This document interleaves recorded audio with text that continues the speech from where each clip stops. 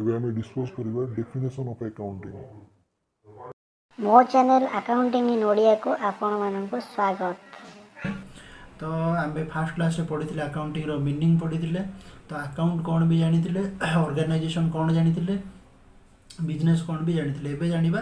Definition of accounting. First definition केबे हितला ना इन 1941 1941 मसीह रे के देथिले फास्ट डेफिनेशन ना the American institution of satisfied public accountant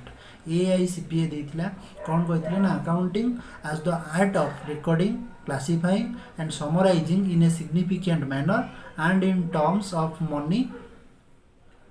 transactions and events which are in part at least of a financial character and interpreting the results thereof। आ माने होची जेमिति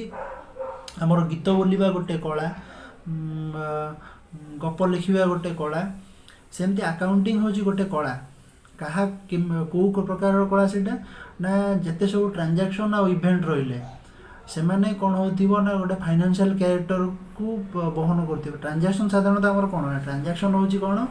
ना ट्रांजैक्शन प्रत्येक एवरी काली जो फास्ट क्लास कहते transaction every transaction is event but every event is not a transaction कौन पाई transaction और event भीतर difference कौन है ना ट्रांजैक्शन कौन कर गोटे फाइनेंशियल कैरेक्टर को क्यारी कर बहन कर कौन ट्रांजैक्शन प्रत्येक इवेंट जो जेकोसी इवेंट जे कि फाइनेंशियल कैरेक्टर को क्यारी करुवे सी होते गोटे गोटे ट्रांजैक्शन ताहले ये कौन कहले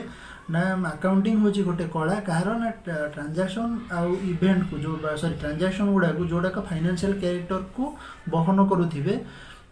से कौन करने को ना रिकॉर्डिंग करने को क्लासीफाई करने को समराइज करने केमिति ना गोटे अर्थबोधक प्रणाली रे से रिकॉर्ड करने को क्लासीफाई करने को समराइजिंग करने गोटे कला। तो सेकेंड डेफिनेशन केबे आसला इन 1966 रे किए कहला ना द अमेरिकन अकाउंटिंग एसोसिएशन कौन कहला AAA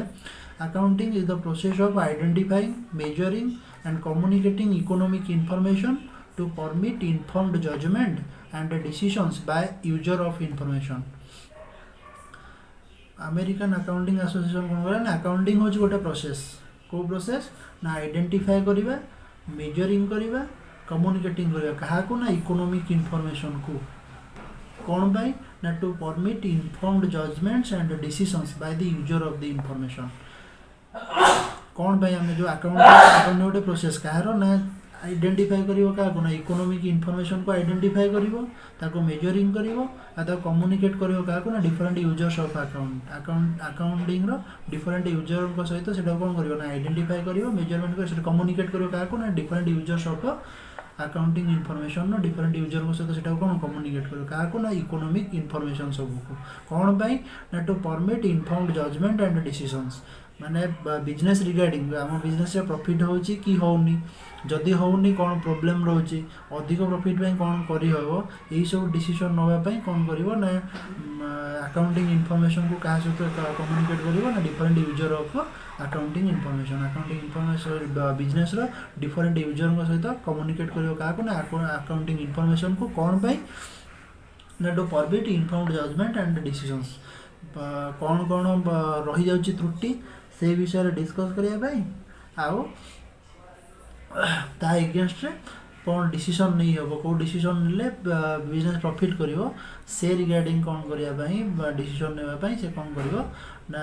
फास्ट इकोनॉमिक इंफॉर्मेशन सब को आइडेंटिफाई करिवो मेजरमेंट करिवो तापर कम्युनिकेट करिवो का सहित ना बिजनेस रो वेरियस यूजर सहित कम्युनिकेट करिवो तापर कौन पाई ना गोटे permit informed judgment and decision गोटे भल डिसीजन नबा पाई का को ना यूजर मान को ओनर ऑफ द बिजनेस को ये करिवो permit करिवो। Thank you for watching.